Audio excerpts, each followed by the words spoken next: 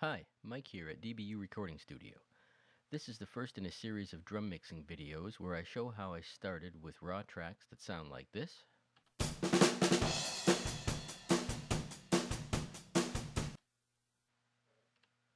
and finish with the final mix that sounds like this.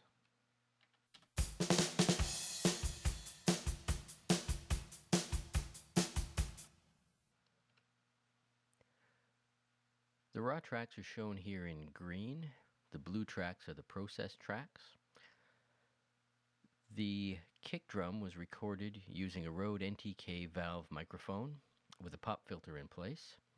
The mic was positioned about 30 centimeters out front of the drum and off axis from the sound hole to avoid any big woofs of air. The snare was mic'd top and bottom with Shure SM57s, and the overheads were a matched pair of Rode NT5 condensers placed above the drummer's head in a cross configuration. So before doing any mix treatment, I found that flipping the phase on one of the overhead mics opened things up very nicely. You can hear this if I bypass all the effects, and then we can flip the phase of one of the overheads. So I'll open up the mix window. You can see here the phase is flipped on this overhead 1 track.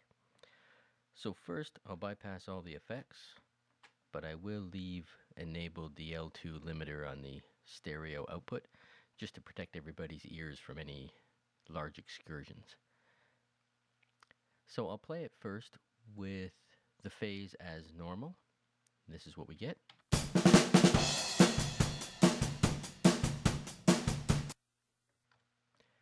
And now if I flip the phase, you can hear a dramatic difference.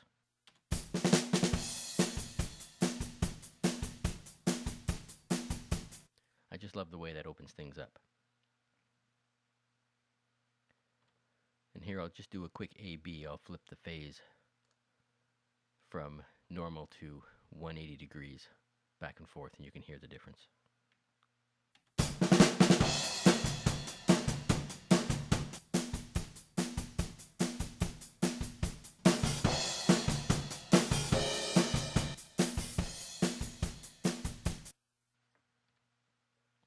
I'll also mention that I've set up the levels of the tracks. I did this before starting anything else. I set up the pan positions for the overheads and the track levels just as a rough mix to act as a good starting point. Next time we'll have a look at setting up the mix buses, and we'll also look at applying the mix bus processing. So until then, keep making music.